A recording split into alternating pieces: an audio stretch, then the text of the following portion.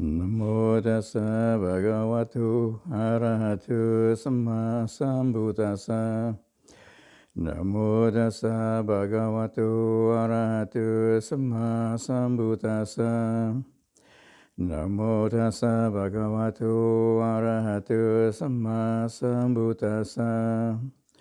Buddhang dhammang sanghang namasami.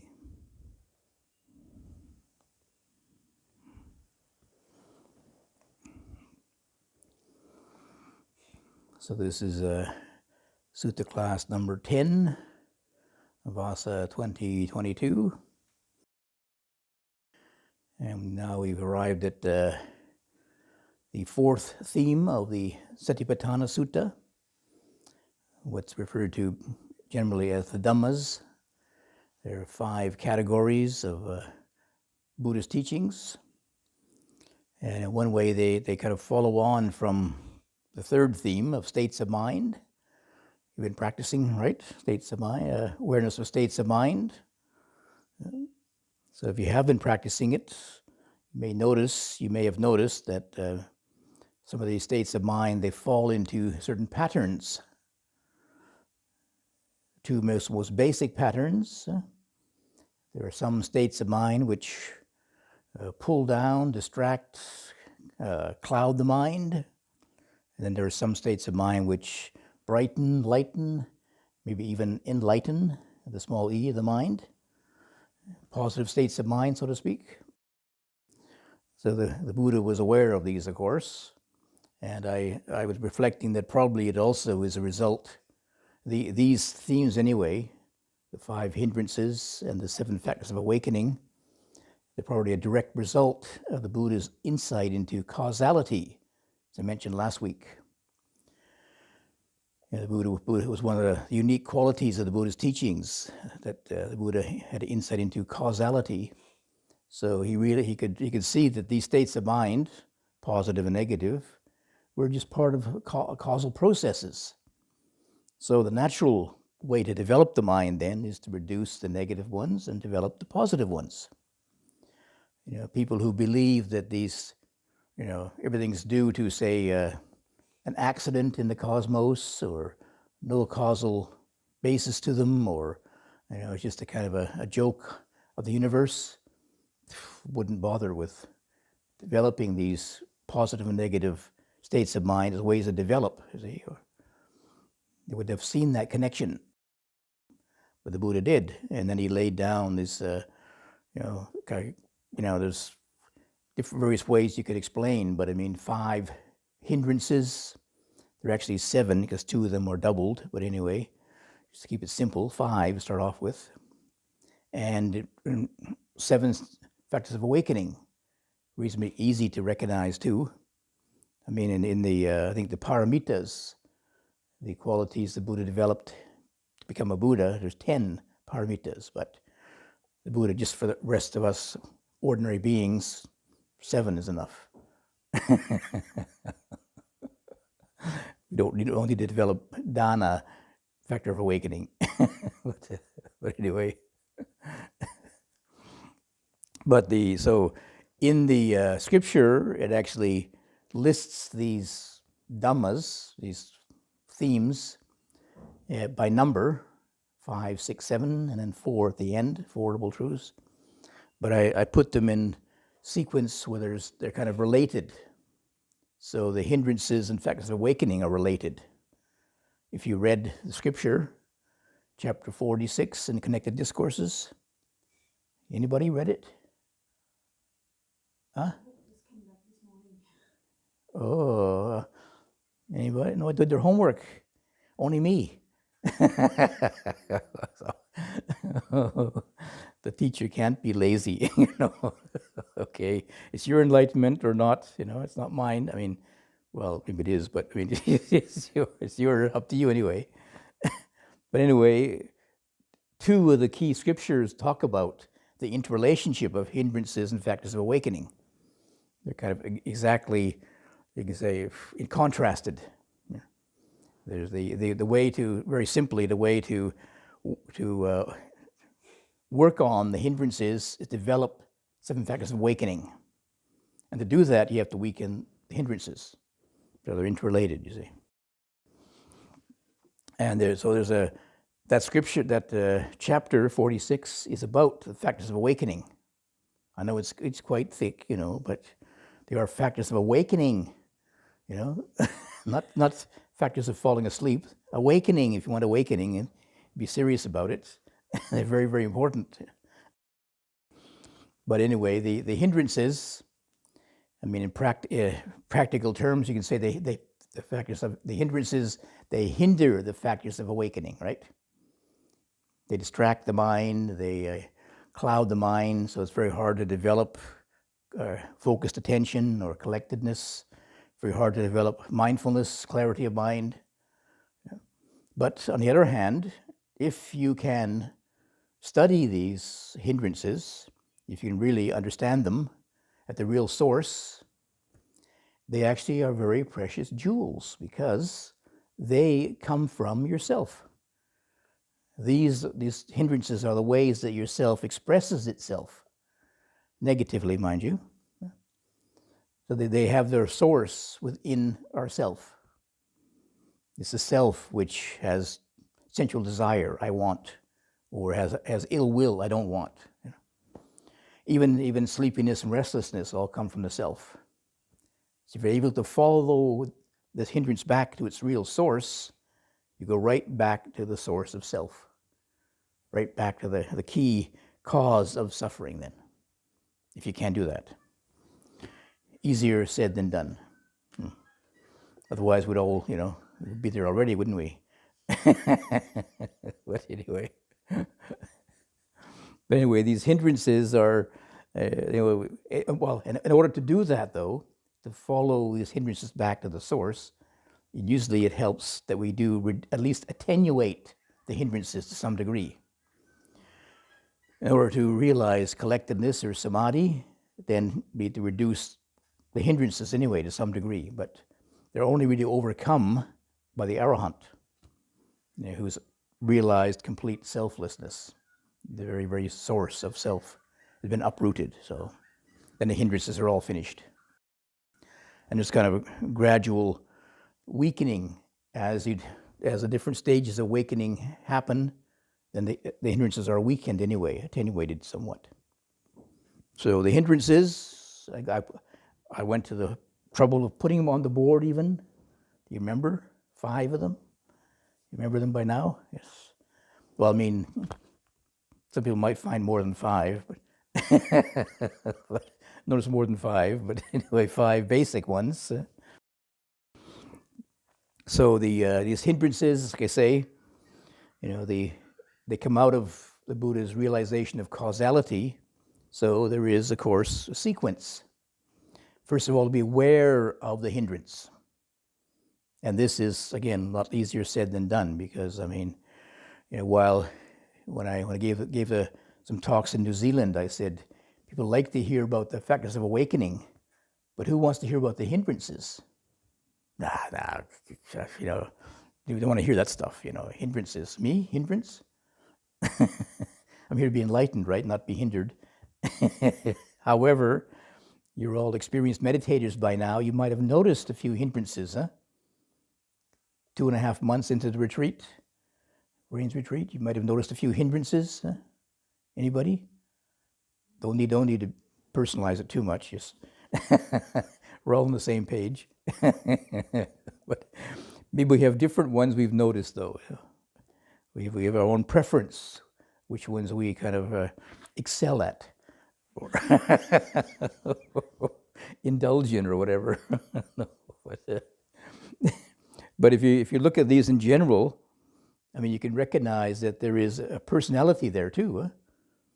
I think it's the Visuddhimagga talks about the different charita, the different temperaments of people. And they list them. He lists them by, there's the greed temperament, the aversion temperament, basically delusion temperament. The whole temperament is involved with some of these hindrances. That's how the self for individuals, expresses itself mainly. So I'll just say that if you have these hindrances arise very extremely, you may have to find ways to deal with them. I wrote a whole book about the hindrances, working with the hindrances. A whole book almost this size, actually. So what can I say in a few minutes? Tell you to read the book and then move on. No. It can be downloaded from the forestsangha.org website. So, okay, next theme. So anyway, I'll say a little bit about them, about these different ones. 5 of them, and they're, of course, very, very, well, they're all very, I guess, very, at some time or other, we probably come across all of them at one time or other in our practice, right? But some of them are very, very dominant. Yeah. So in the scripture, it says that one should know when the hindrance is present, when there is sensual desire, for example, know when it's not present. And it also continues, one should know when the unarisen sensual desire arises. How does it arise? What's the maybe the processes involved in how it arises, and once it's there, how it is removed or ceases, and then how to prevent it from arising in future. So there's a lot of material there, right? Mm-hmm. So the Buddha is really pointing out a real investigation or study of these hindrances. And they also occur at many different levels too. You can think, well, maybe I've dealt with anger already, for example, ill will, but you may find it returns again later in a more, subtler level perhaps, as irritation or something, or a different form perhaps, because they do manifest in various ways throughout a life.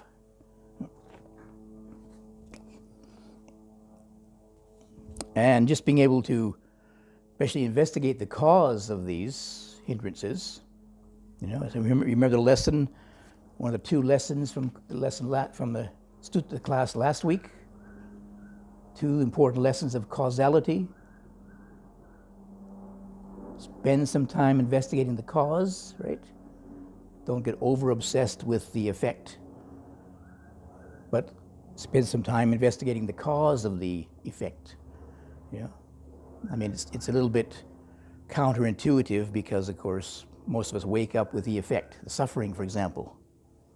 When ill will arises, we can get over-focused on it. But if you really want to deal with it, not just suppress it or cope with it, but really resolve it, you need to go back to the cause.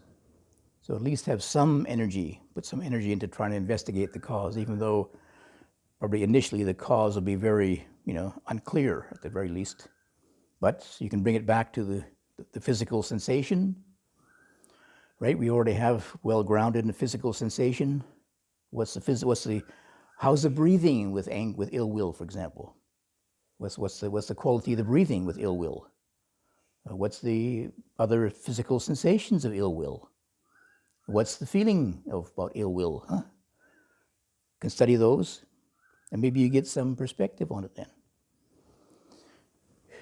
And then the same way with all these hindrances, of course, the third one, sleepiness and lethargy, is pretty challenging to try and observe the cause because you're asleep. It can be easier to observe the cause of the first 2 because they're very energizing. Not in a good way, but very energizing. Sensuality and ill will. There's energy there, but sleepiness and lethargy, just blank cloud unconsciousness. How do you see through that? Over the years, I've had quite a bit of challenges with sleepiness and lethargy in various forms. And one of the forms, I think the first one, it was basically just unconsciousness. I went to sit meditation, focus on the breathing, and then woke up an hour later. Where was I? Just totally unconscious. And this got me a little bit concerning, because what was I doing for the last? Okay, it was peaceful, but there was no awareness. I couldn't even be aware of the peacefulness. Just complete oblivion. Anyway, I had a chance to go to a meditation center, and I explained to this teacher, because at that time I had really no teacher when I was first practicing, but I went to the meditation center and asked the teacher about this, and he said, "Oh, just be mindful of sleepiness." I said, "Isn't that the problem?" However, I had nothing else to do in this monastery. It was a meditation monastery, so not allowed to do anything except meditate. Walk and sit, to walk and sit. We had to go an alms round in the morning, but no speaking, and you come back and you eat in silence. And so all I could do was, nothing to do but look at sleepiness. For the first month, it's unconsciousness. And then next month I noticed, there was something there before the unconsciousness. And then I noticed it was neutral feeling. Interesting. And that took a whole month. And then, what's behind neutral feeling? And then I noticed that what I was doing, I was practicing indifference. I thought, part of meditation is to, you remove your senses from the external disturbances, and you just focus on breathing and tranquilize your mind, and tranquilize my mind to sleepiness. And it was, first of all, the stages go, neutral, indifference, neutral feeling, unconsciousness. So this was revelation. This was quite interesting to see this causal sequence here. So I told the teacher about that, and he said, "Okay, now you have to, reverse it. So I have to, get rid of indifference, stop increasing indifference, and then there was more feeling there, rather than just numbness, neutral feeling, and then, the mind wasn't unconscious anymore, but then it became very busy." I was awake and then started thinking again. So, next problem, restlessness or something. Anyway, it goes in cycles like that. Anyway, the procedure is the same, but it requires different levels, if you like, of mindfulness. Yeah, I like to say the hindrances are still there. So the Sotapanna, I think, has maybe reduced, the Sakadagami. Second level anyway has attenuated sensual desire and ill will, and then the third level has wholly extinguished sensual desire and ill will. But the Arahant still has rest. The Arahant has, one takes the Arahant has to, the restlessness and doubt continue to Arahantship. So don't be too negative about yourself. If you still have doubt and restlessness, just not yet, not an Arahant today. Okay. So anyway, the causes of these. Of course, the cause of the basic cause of sensual desire, as I mentioned when I talked about feelings, remember?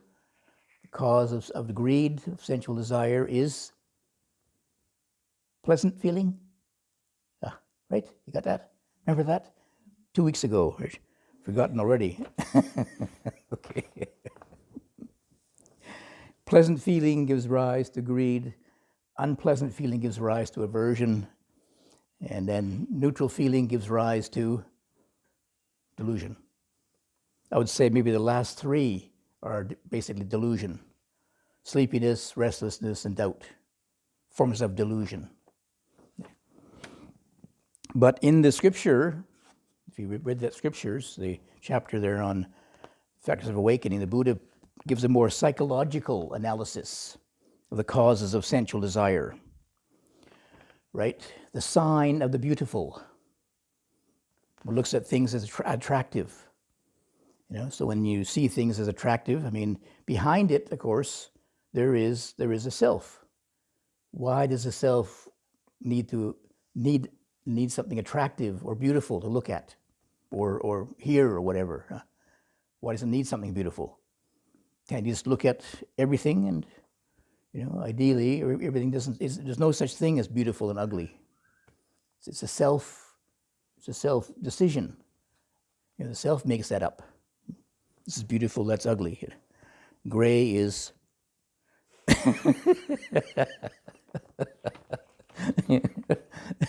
Where did that come from? If I study that, I might. I know where it is already. It's the gray skies of Vancouver. This is the weather in Vancouver is like gray all the time, you see. But Los Angeles is usually sunny, you see. That's why. So you get the point? Anyway. Can't change that now. That's where I was born. So, 20 years of gray weather, gray clouds. So I don't have a great fondness for gray. No. So, of course, if you follow that psychological approach, then, of course, the way to resolve it is to give more attention to the asubha, the non-beautiful. That's the basic meditation exercise. If you have a lot of sensual desire, then if it's focused on an organic source, a body, if it's a physical body, then to develop the exercises of asubha, which are mentioned also in the first exercises of body awareness, 32 parts of the body, or the cemetery contemplations. So if you really have a lot of sensuality, that's a helpful meditation object to help to at least attenuate that special tendency of sensuality. And then if you have a lot of anger, ill will comes up a lot, then the way to attenuate it anyway is to develop metta bhavana, friendliness meditation. That's not mentioned in the Satipatthana scripture specifically, but there is other suttas that talk about development of metta bhavana, friendliness meditation. And then, of course, sleepiness and lethargy. Sleepiness and lethargy, it's a kind of a closing down of your mind. So the suggestion is to develop exercises on increasing more clarity of mind. The mention is actually developing meditation on light. But for more practical purposes, it's just having more energy arousing. Because sleepiness is lack of energy, so a lot more walking meditation, for example. Restlessness is the opposite, too much the dispersal of energy. So it'd be more helpful to try and find calming exercises, even calming meditation themes like breathing is very good, or even exercises, exercises like yoga or Tai Chi, which are very calming and not too activating. And doubt, the way to deal with doubt is to study the scriptures, do your homework. so you know what you're doing and don't have any doubts. At least theoretically anyway, you know what you're doing, you see. Because most of the doubt is, there is self-doubt too. It seems in the Buddha's time that most of the doubt was to do with Dhamma teachings.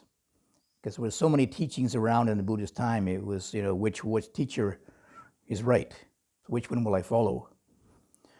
And then there's also, but nowadays, because we think so much, Whenever there's more conceptual thought, there's more doubt. Because conceptual thought's trying to find a black or a white. This is the way it is, or this, either this or that. But the reality is most of the things are in the middle, or gray.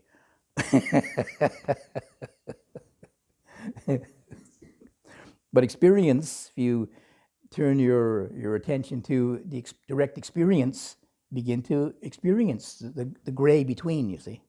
You recognize there's no black and white, ultimately.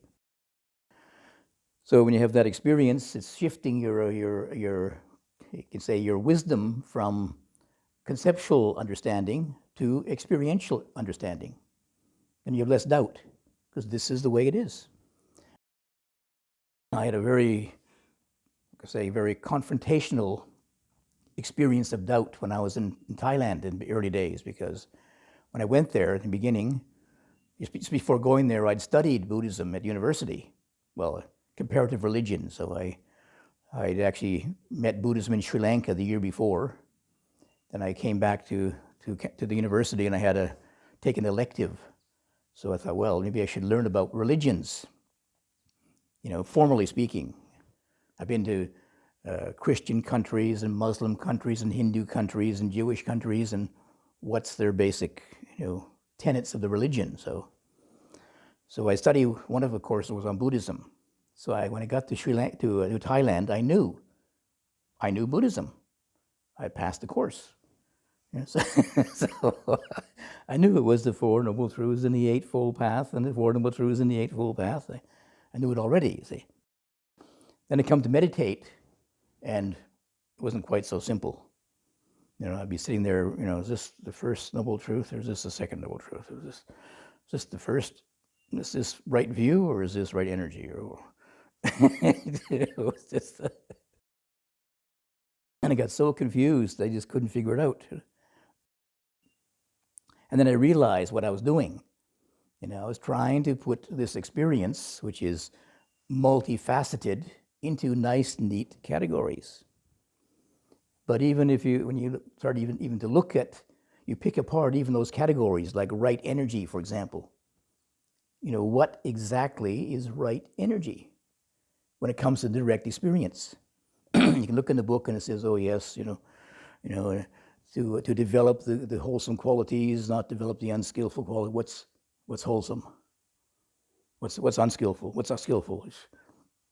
Usually you don't know till you start to get some experience. So I realized that I couldn't take that same kind of thinking, conceptual thinking, into meditation practice, not directly. It was like two different languages. So it was a matter of having this experiential, this experience first of meditation, and a lot of it really was confusing. I don't know what's going on. Let me tell you one experience I had very early on. I even though I knew the Eightfold Path, but I somehow, in my mind, I understood right meditation was concentration. I spent a lot of time just focusing on breathing. And one day, I was in my hut meditating, and it was below the hut of another monk upstairs. This German monk who was very popular, so people used to come and see him. So I was there deep in meditation, and I heard somebody walking down the steps. And then the monk called out to him, "Oh yeah, go downstairs. I'll meet you downstairs where I'm sitting, you see." I thought, oh, here it goes. I'm going to get disturbed here. I'm on the brink of enlightenment, and here's this guy going to come in here and disturb me, But what can I do, I'm meditating peacefully. I can't shout at him, you see. Anyway, I'm sitting there, and this man walks in, and I'm sitting in the corner, so he didn't see me at first. He kind of walks into the room and looks around, and then, he says, oh. Then he comes striding over to me and says, "Hello, I'm Joe Smith." Yeah, and I kind of sat there and, "Hello, I'm," and I couldn't remember who I was. I'm breathing. So all I was doing was breathing. I'm breathing, thank you.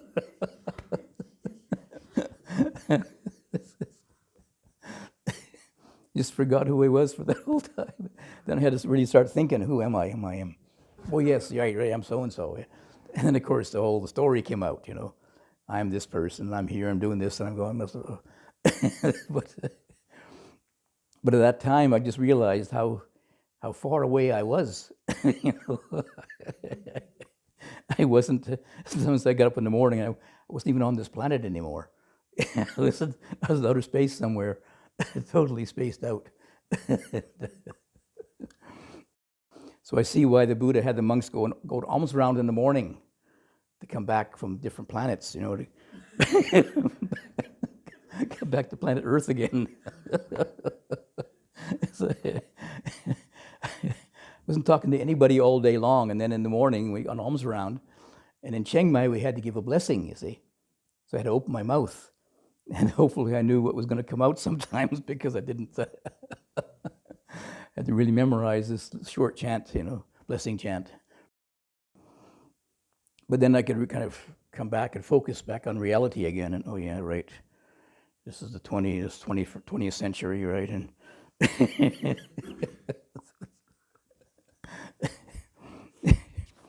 anyway, the different hindrances. I mean, in the Connected Discourses translation by Bhikkhu Bodhi, he does provide very, very helpfully a list of ways to deal with these hindrances. Also, Bhikkhu Analayo, in his detailed explanation of the discourse, he also explains in detail. Do you want to hear some of the details of them? Or you want to just look them up?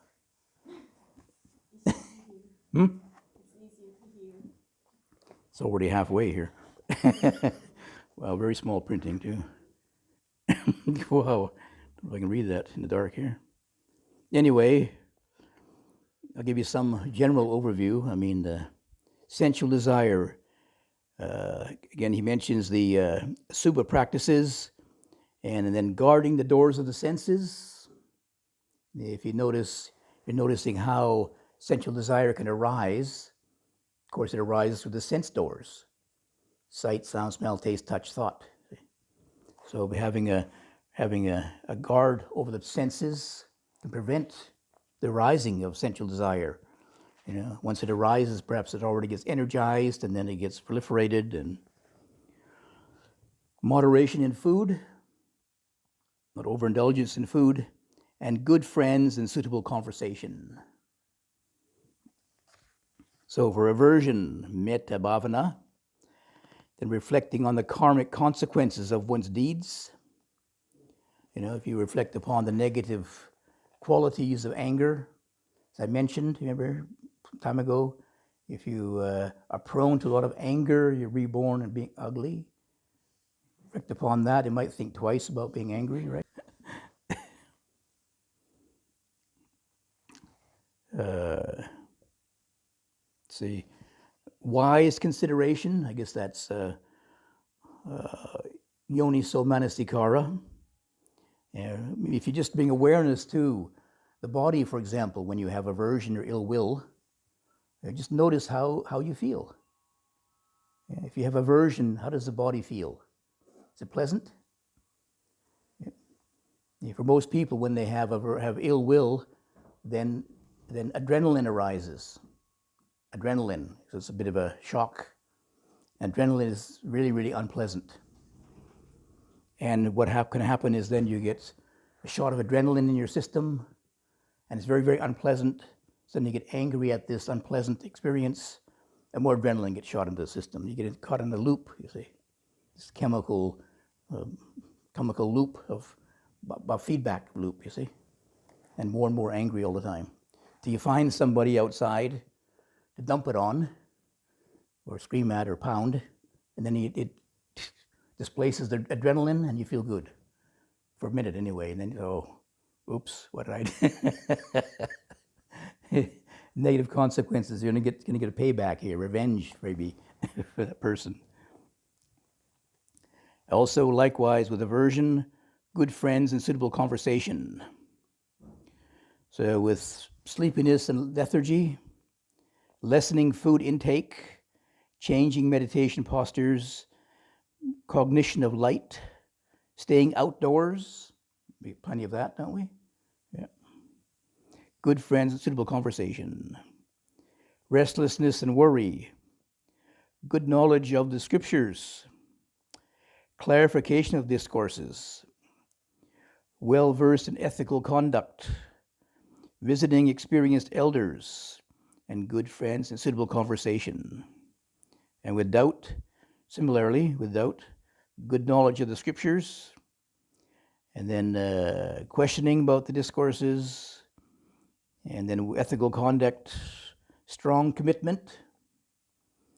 I mean, many times doubt is temporary, right? Yeah. We have our periods of being uncertain about things, but then they pass away, so you need some strong commitment to carry through the ups and downs. So that's the hindrances. Easy to say, you know. I wrote a book about it, about the hindrances. Took me 5 years. So the book is done, but the hindrances haven't gone yet. I thought it would be easier, you know, knowing about them, but not yet. So the way to deal with them too, hindrances in general, is to develop the factors of awakening. And some of the factors of awakening, of course, you probably recognize already. You saw the list out there. Mindfulness, the beginning, mindfulness. Collectedness, energy, they're part of the Eightfold Path. But some of them may be a little bit unusual. For example, the second one, investigation of Dhamma. In a way, I would say that these 7 also sort of are a causal sequence. They follow on from each other. Because mindfulness, you know, is a non-judgmental awareness begins to observe what's going on in the body and mind. And then some of these things you observe maybe require some investigation, some clear observation, investigation. You know, so the mindfulness, first of all, notices, you know, like, for example, you know, some levels of ill will, you know, some kinds of ill will, just being aware of them, just noticing, oh, ill will. Then, oh, that's what that is. You know, and you notice, you can sense that it's not very pleasant feeling in your body and not very skillful state of mind, so you just drop it. You know, ill will in general maybe, you know, slight ill will. But then you maybe notice again, this deeper level ill will. You know, so then that maybe require a little bit more clear observation. Maybe investigation of the negative consequences of it. But then maybe it comes back again, a stronger level of ill will. It requires some real investigation. You know, what's behind this ill will? There's a real deep cause there somehow. And then we investigate it, and this investigation is, and at first maybe it is sort of led by conceptual thought, you know, understanding about causality, but eventually you have to begin to feel it, sense into it. In other words, you know, something like ill will, for example, you have to burn with it. Okay, you got it? Okay, really go into this, really sense it in the body and the mind. Ill will, oh my God, ugh. It's like going to the hell realms. And when you can really sense it deep down in your bones, you realize it's not a good place to dwell right now. I think I'll go to heaven and do the factors of awakening instead. So in a way, you can kind of burn it away. And I mean, somewhat similar with the other ones too, if you stay with it. But again, the basis is mindfulness. So whatever your mindfulness comes across, you know, if it persists, then we go to the next stage, investigation of Dhamma. And investigation of Dhamma, sometimes it requires a lot more energy. Especially if it is something like I mentioned, this ill will. I mean, who wants to really go in there? Huh? Who really wants to go into the ill will and really, really sense it? It requires a lot of energy. But when the energy gets aroused, you can arouse the energy, then a certain amount of joy comes out of it. It's like now you shifted from a place of kind of ego conflict. I have aversion, but I don't like aversion, but I have to go there anyway, and blah, blah, blah, blah. But once the energy gets into it, it begins to take on a life of its own. And you can tap into what I can call the selfless level of our practice. Energy takes over. And then the mindfulness is there, the investigation of Dhamma, which has some degree of wisdom in it, takes over, and certain joy arises. Oh. There was one psychologist, I can't pronounce his name because it's about this long. He talked about the process of flow. Have you heard of flow? F-L-O-W? Anyway, this is very, very similar to some of the Buddhist concepts about entering into a state which is sort of like, we say, almost like non-self. State where certain positive qualities click in and take over. So it's like a transcend. A non-egoic state of consciousness, and it's just a matter of these particular processes. You key into certain processes. Energy is one of them. Energy, clarity of mind, focused attention. Yeah, it's like it doesn't mention those, sati, samadhi, and these things, but it's very, very similar to these qualities. He talks about it as a psychologist. So joy takes over, and once joy is functioning, this gives a sense of tranquility. Then joy still has a bit of exuberance to it. So then tranquility, realize the value of tranquility, kind of a balancing out of the energy then. These there's 7 factors here. Mindfulness is the first one. Then there's 3 active ones: energy, investigation of Dhamma, energy, and joy. 3 very active, energizing ones, and then 3 tranquilizing ones: tranquility, concentration, and equanimity. To get a very good balance, you see. That's how they become factors of awakening when they're balanced. When the mind is very, very well balanced, then it's very, very poised for awakening then. See things as they really are.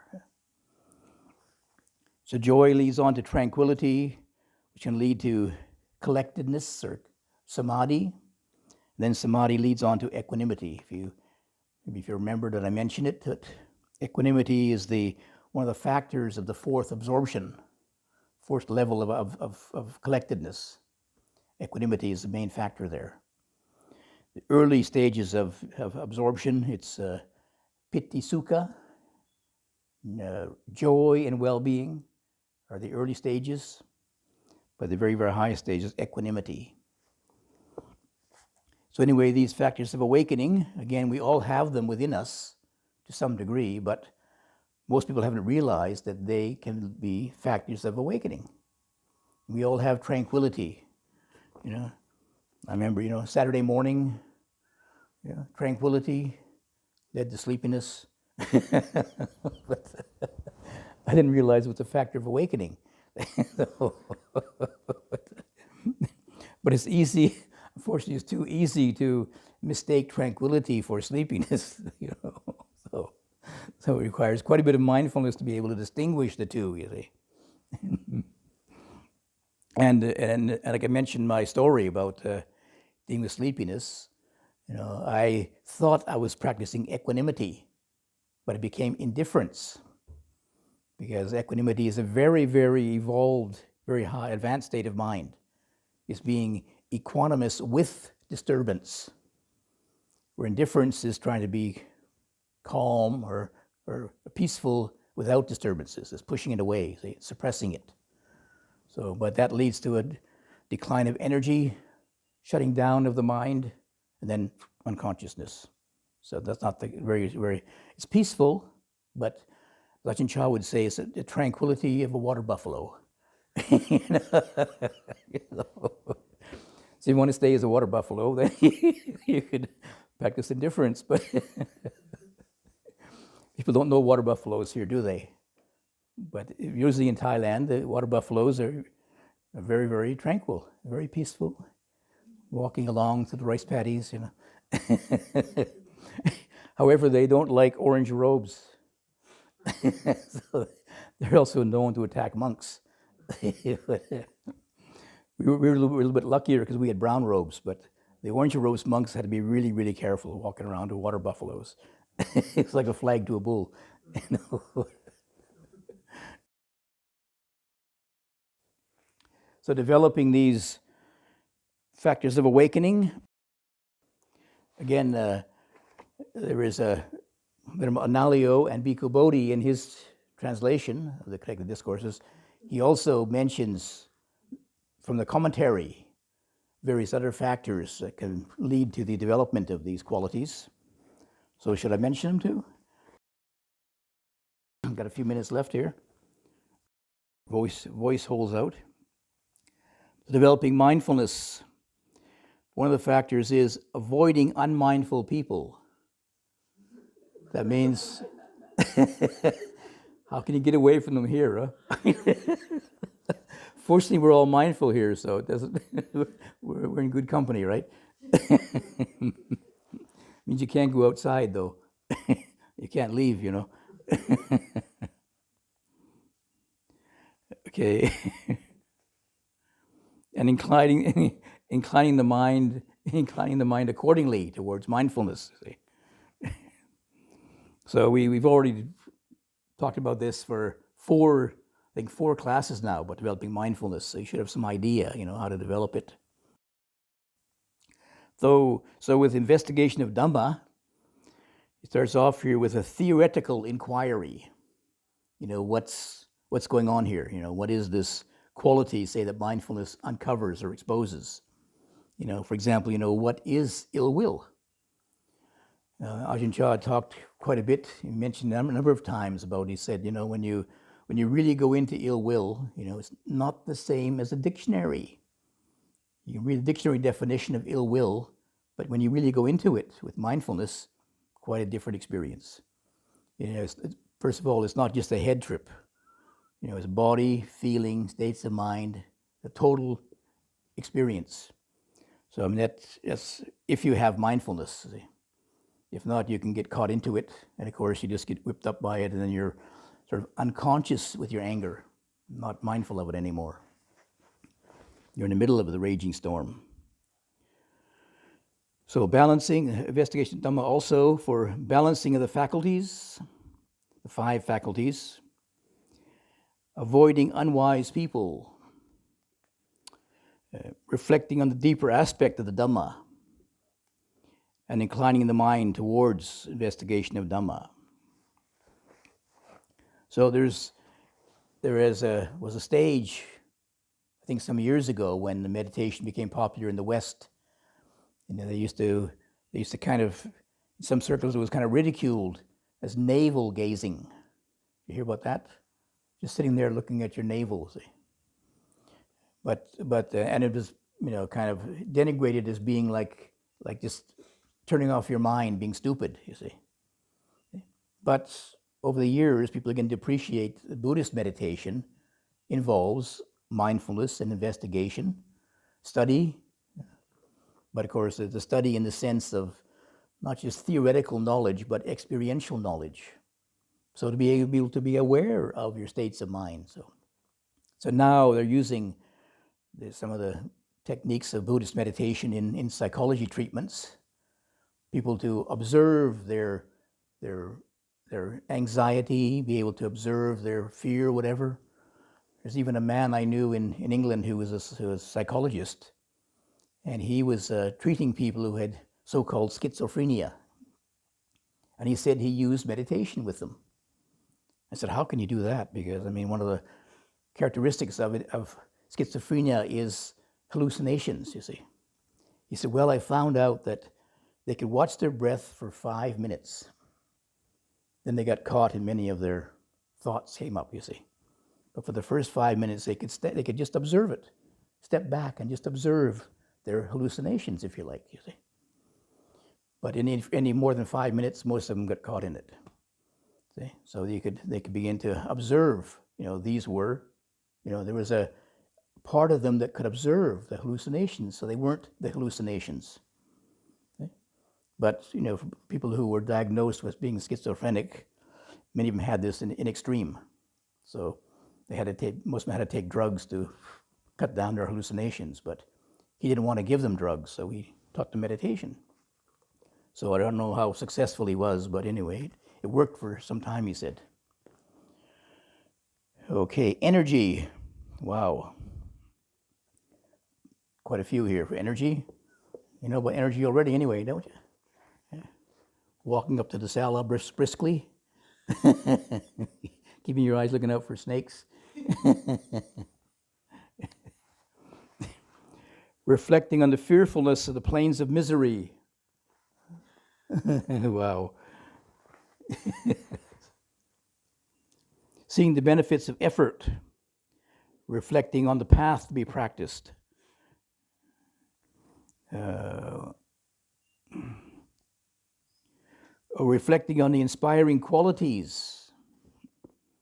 Like sometimes reading some of the stories about some of the disciples of the Buddha, for example, can give you some inspiration, faith and energy, see what they had to deal with.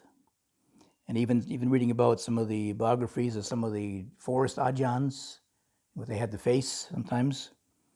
We have a fairly easy time here in a way, Always have sumptuous meals and, heated stoves for when it's cold, and But in the early days, when I was a monk in the younger days, what nana chat. What we used to get for the meal. And it wasn't the fault of the lay people. I mean, it was just a very poor village. The lay people gave us the best food they had, and that was, I remember at least one morning anyway, looking in my bowl and thinking, there's no vitamin B, there's no protein, there's no vitamin D, there's no vitamin C, there's no vitamin A. How do we survive? It was just rice and a very, very thin porridge, maybe half a banana or so and a few leaves. Maybe the odd frog staring up at you. No, I couldn't take the frogs. No. We survived anyway. I was amazed that we could survive on so little food, but we did anyway. And probably, even though we were a little bit malnourished, most of us, but we still were able to survive. So just shows you the resilience of the human condition, you see. Okay. So energy, avoiding lazy people. Okay. Joy, recollecting the Buddha, the Dhamma, and the Sangha. One's virtue, one's acts of generosity, heavenly beings, and the peace of realization can bring joy. Avoiding rough people, avoiding depressed people.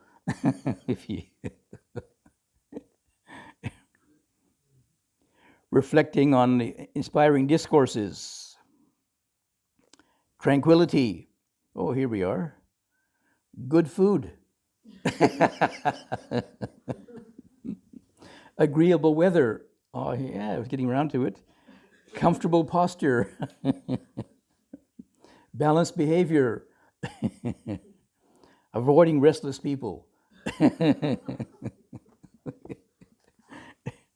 And then collectedness, balancing the five faculties. The five faculties here are mindfulness, faith, wisdom, energy, concentration.